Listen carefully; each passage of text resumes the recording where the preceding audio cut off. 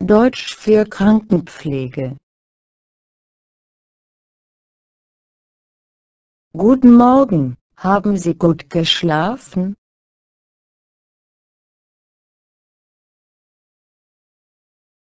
Drehen Sie bitte zu mir.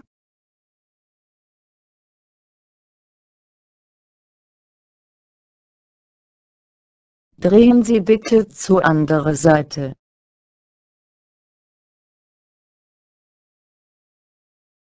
Waschen Sie Ihr Gesicht.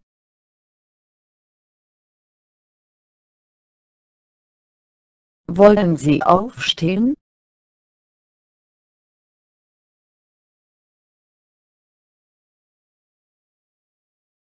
Nehmen Sie bitte Ihre Medikamente.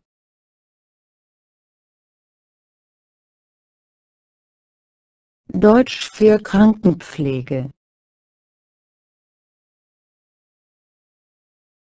Was wollen Sie essen oder trinken?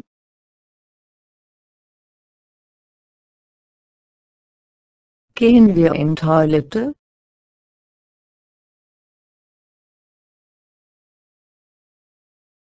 Sitzen Sie bitte in Rollstuhl.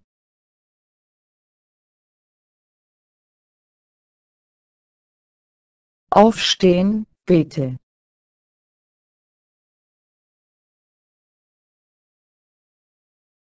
Ich muss Ihre Winkel wechseln.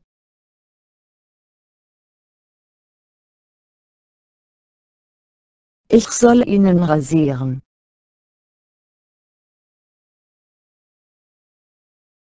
Sie sollen heute duschen.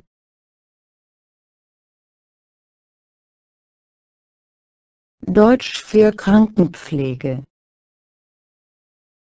Bitte abonniert unsere YouTube-Videos. Danke, wir lernen Deutsch.